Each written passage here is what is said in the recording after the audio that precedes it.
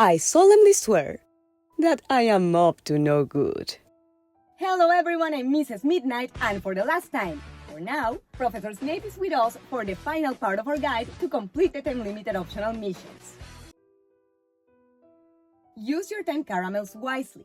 The normal ones, the gray ones, allow you to skip waiting times of 3 hours or less. The premium ones, the ones that are yellow, allow you to skip any waiting time, no matter how long, even if it's more than a day. Although that time frame of more than a day is more for Magical Creatures Expedition, but well, anyways, in the time-limited optional missions, these caramels allow you to skip any waiting time, no matter how long. And lastly, the ones that have a plus sign allow you to add 3 hours to the total time of the mission. Same as with the gems, it's important to use them wisely and to not use them impulsively, because actually they are more rare to obtain than the gems, and you may need them urgently and not have more. But how do we eat candy? We don't. There's none here. Besides questioning if you really need them and if it's gonna help you to finish the mission, it's also important to question if you will have the time to make the most of their benefit. If you're going to skip 3 hours, for example, and your energy is empty and you already burned your recharging points, it's going to be a total waste, because you're going to have to wait that time anyways for your energy to refill. So if that's the case, you better save that candy. If the time you're waiting for has less than an hour left, there's normally ads that you can watch, and each one will subtract 20 minutes of the time. So with 3, you are able to reduce 60 minutes in total, and that way you don't waste your candies. Obviously, with longer waiting times, it doesn't help you because the ads will finish first, but if it's a shorter one, it's a great way to save your candies. Check the time of the day. If it's very close to the time that you go to bed, especially if you're sleepy already, it's very likely that unless you have the good luck of a short task, you're going to fall asleep before you complete it. If you're going to end up repeating it anyways because you didn't finish it, don't spend it. Same with the time extensions. If you are on the last part and you will be able to stay connected the 3 hours that the caramel adds you, sure, most likely it will help you finish. But if, for example, it's 2 a.m., you're going to go to bed, and the caramel only adds you 3 more hours, giving you a total of 5 to complete the whole mission, it's very unlikely for you to wake up in time to use it. And on the other hand, remember that these caramels only help you if you are on the final part, because they add very little amount of hours, and every part of the mission, every one of the 4, normally takes from half a day to an entire day, depending on the duration of the tasks. So if you are on the beginning of the part 4, or let alone the 3rd one or behind, don't waste your caramels because they are not going to do anything. Keep your attributes high and balanced. This is very important because both for answering questions and for dueling, sometimes they will ask you to have them above 50. It's important in conversations because if you do not give the answer that you wanted, you cannot change it later. And in dueling because it is a living hell to try to defeat an enemy that's much stronger than you, 10 levels or more, for example. Especially if besides the bonus for the high level, they do attacks or spells on you with a secondary effect. It becomes genuinely impossible. And remember that increasing your attributes is something that you have to do constantly. Because if you wait for these events to come in order to get them to the level that you need, there's gonna be no way for you to get them high enough on time if you need more than 1 level, no matter how much money you spend.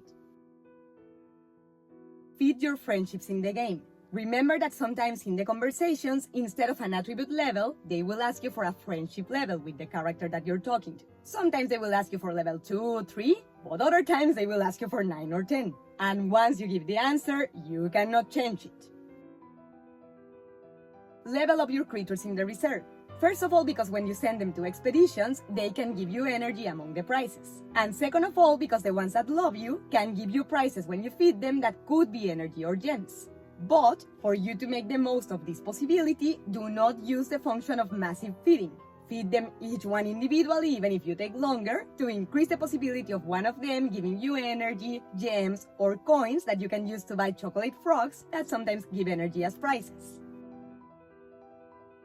Duel in the club constantly. First of all, because this way you train in case there are duels in the mission, but also because every 10 duels that you win, they give you a prize. And although they are random, they could very well be energy that can help you in the mission. And speaking of duels, make sure to have a strategy for them.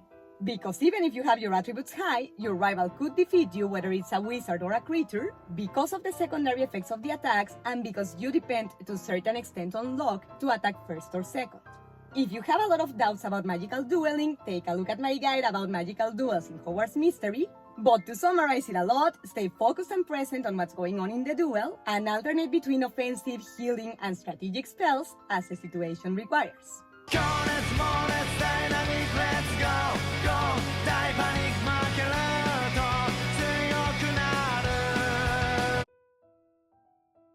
And the last tip would be careful with the other events that are happening simultaneously. There are some that can actually help you, like the chocolate frogs that sometimes will give you energy among the prizes, or the pride of the houses that sometimes have energy among the prizes as well. But there are others like full marks or pride of the houses when the prizes are pages that can actually get in your way. It's not that you cannot do them both, you can actually win them both sometimes.